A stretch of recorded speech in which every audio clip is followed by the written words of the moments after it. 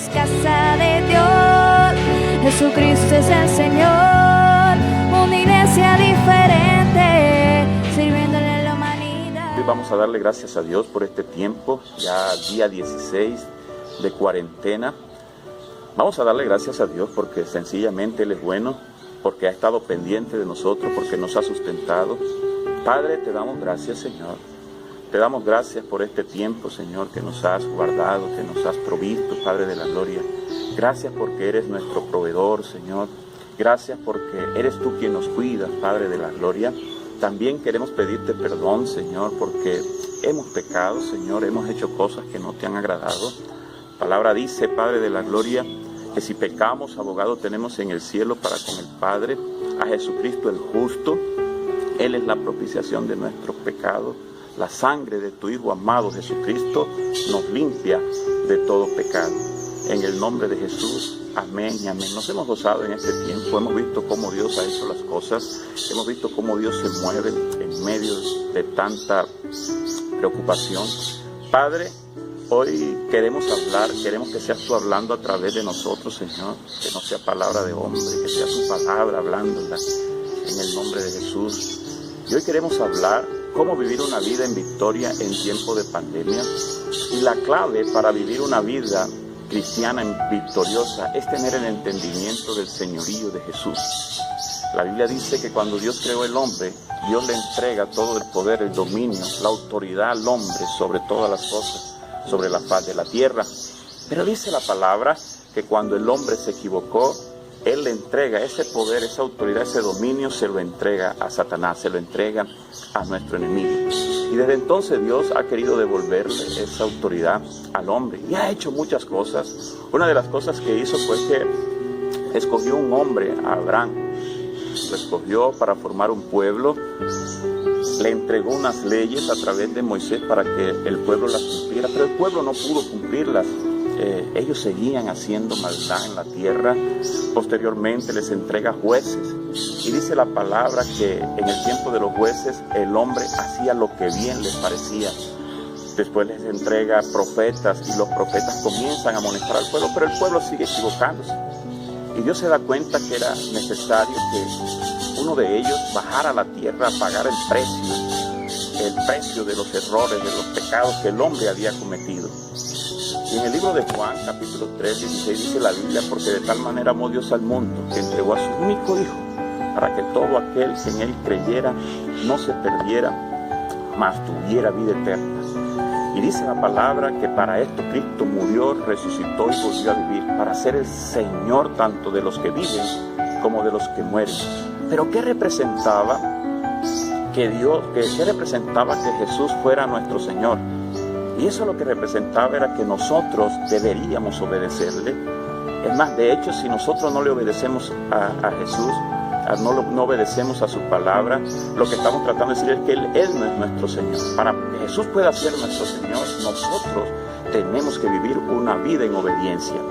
El gobierno y el dominio de Satanás fue destruido por Jesús cuando murió en la cruz. Las heridas que sufrió Jesús en la cruz derrotaron al diablo y toda su fuerza demoníaca. En el libro de Colosenses capítulo 2 dice la palabra: y a vosotros, estando muertos en pecado y en la circuncisión de vuestra carne, os dio vida juntamente con Él, perdonando todos los pecados. Dice que anulando el acta de los decretos que había contra nosotros, que nos era contraria, quitándola de en medio y clavándola en la cruz.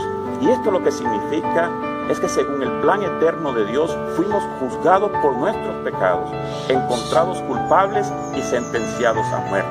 Pero que esta sentencia Jesús la anuló, quitándola de en medio y clavándola en la cruz. Por lo tanto, los demonios no tienen ningún poder ni autoridad sobre los creyentes. Pero ¿quiénes son los creyentes? ¿Quién es este grupo de creyentes? ¿Quiénes son? La Biblia en Juan capítulo 1 versículo 11 dice que Jesús vino a los suyos. En realidad Jesús vino al pueblo de Israel. Eso eran los suyos. Él vino al pueblo de Israel, pero que los suyos, el pueblo de Israel, no le recibió. Pero también dice: mas a los que le recibieron y creyeron en su nombre, les dio la potestad, les dio el poder de hacerse hijos de Dios. Jesús hizo esto. Y cuando nosotros nos hacemos hijos de Dios, la palabra dice que el Espíritu Santo viene a morar en nosotros.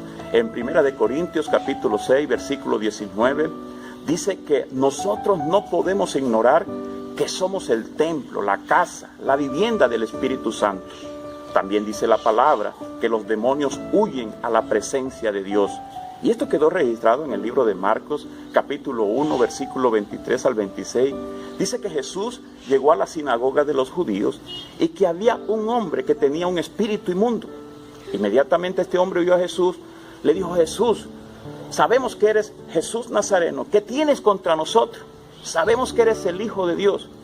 Y Jesús le mandó a callar y le dijo que saliera del hombre. Y el espíritu inmundo, haciendo un estruendo, salió del hombre. Salió del hombre, y esto lo que significa es que los demonios se sujetan a la presencia de Dios. Los demonios huyen a la presencia de Dios. En Santiago capítulo 2, versículo 19 dice la palabra: ¿ustedes creen que hay un Dios? Sí, nosotros creemos. Los demonios también creen y tiemblan. Los demonios tiemblan a la presencia de Dios. Y es por eso que nosotros los cristianos tenemos que buscar la manera de que la presencia de Dios en nosotros se multiplique, aumente cada día más. La Biblia dice: no embriaguéis con vino en la cual hay disolución, más bien sé llenos del Espíritu Santo, más bien sé embriagados por el Espíritu Santo de Dios. La presencia de Dios en el cristiano debe multiplicarse cada día más. ¿Y cómo nos llenamos del Espíritu Santo? Leyendo la palabra, orándole a Dios, ayunando, teniendo esa relación con Dios, adorándole con cánticos espirituales, con himnos y con salmos. Pero mire lo que pasó después de la resurrección de Jesús. Mire lo que dijo Jesús. Dice que todo poder me es dado en el cielo y en la tierra. Jesús estaba declarando que todo el poder, Él había recibido todo el poder tanto en el cielo como en la tierra. Por lo tanto, y hacer discípulos. Mire lo que le dijo a los que creían: si creéis en mí, mire cómo dice el libro de Juan, miren cómo dice: si permanecéis en mi palabra, seréis verdaderamente mis discípulos y conoceréis la verdad, y la verdad nos hará libre.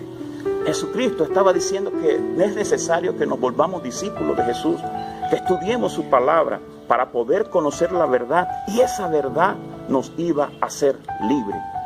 Pero ¿poder para qué? ¿Para qué tenía Jesús poder?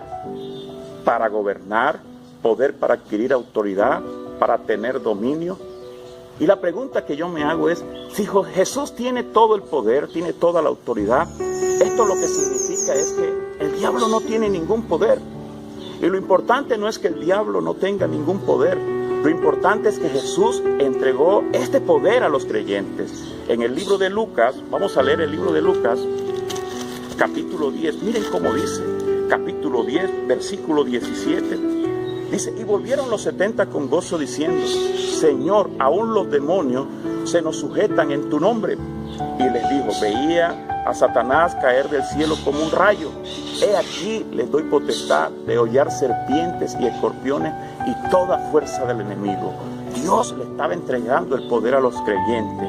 Dice: les doy el poder para que pisen serpientes y escorpiones y toda fuerza del enemigo, y nada les podrá hacer daño. Mire que el enemigo no puede dañarnos, el enemigo no puede contra los creyentes.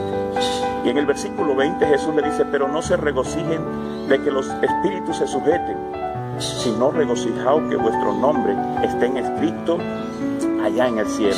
Jesús les estaba entregando el poder. En el libro de Marcos también dice algo. El libro de Marcos capítulo 16 dice, mire lo que dice, versículo 17 dice: y estas señales seguirán a los que creen. Nuevamente Jesús hablándole a los que habían creído: en mi nombre echarán fuera demonios, hablarán nuevas lenguas, tomarán en las manos serpientes, y si bebieren cosa mortífera no les hará daño, y sobre los enfermos pondrán sus manos y sanarán. El mundo, dice la palabra, tendrá aflicción. pero confíen, yo he vencido el mundo. Y esta es la victoria que ha vencido al mundo, nuestra fe. ¿Quién es el que vence al mundo? Sino el que cree que Jesús es el Hijo de Dios, sino el que cree que Jesús es su Señor, el que ha reconocido a Jesús como su Señor. Este es el que vence al mundo.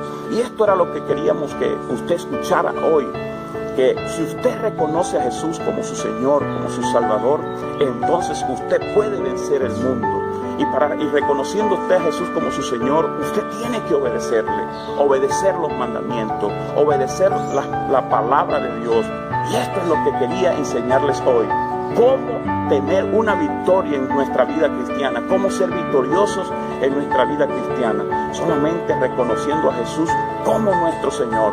Para esto Cristo murió, resucitó y volvió a vivir, para ser el Señor tanto de los que mueren como de los que viven. Miren, Jesucristo es nuestro Señor, tanto de nuestros pensamientos, de nuestras palabras y de nuestros hechos. Usted tiene que involucrarse, tener esta enseñanza en su corazón para que usted pueda vivir una vida victoriosa. Y si tú todavía no has reconocido a Jesús y quieres vivir una vida victoriosa, te invito a que hagas esta oración.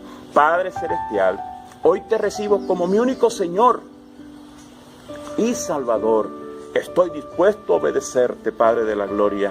Oh Padre, perdona mis pecados, Padre, y haz con mi vida conforme a tu voluntad. En el nombre de Jesús, amén y amén. Te damos gracias, Señor, en este tiempo. Saludamos a toda la iglesia.